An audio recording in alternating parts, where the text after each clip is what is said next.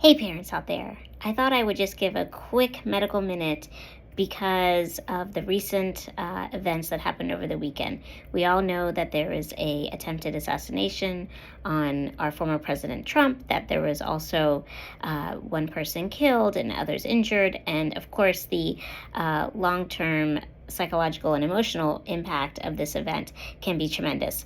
So you might be wondering, if you're a parent or a grandparent or an aunt or uncle, how do I talk to my kids about this? Because chances are, if your kids are like mine, they're definitely exposed to this information. And the goal is that they hear information from you before, or at least in conjunction with the information that they might be gathering from TV, social media, or their friends. And so what I always think about, with my pediatrician hat is, first and foremost, start with questions. Ask your kids, what have they heard? What do they know? That'll give you a sense of where to start from. Also ask them how they're feeling about it, trying to open that door for how this is impacting them so that you can continue that dialogue, figure out how best to support them based on the information that they're hearing and how they're feeling. And then third but not least, don't be afraid to, ask them about what questions they have. So again, what do you want to know about this? What information are you curious about? Or, what's going on in your mind at this time that you're hearing all of this?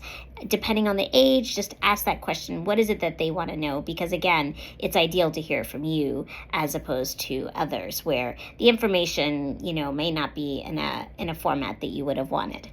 So, again, we can't obviously protect all of our kids from the information on the news and social media. So know that your kids are getting exposed to that. If you can, try to avoid the repetition of constantly being exposed to it, just so that it doesn't impact them too negatively. But of course, again, as I mentioned, opening that dialogue will allow you to be able to best support your child.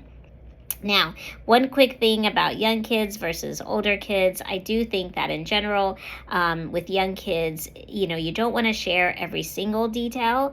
Again, first find out what they know, but you can keep it somewhat generic, but not so vague that they don't feel that the information you're giving them is genuine. So again, in the case of what happened over the weekend, you might say, what do you know? And they may say they know, somebody got shot. And you could say, well, yes, somebody did get shot. It was one of our former presidents who used to lead our country. And the good news is that he's doing okay. And, police and everyone are doing all their best to make sure this doesn't happen again.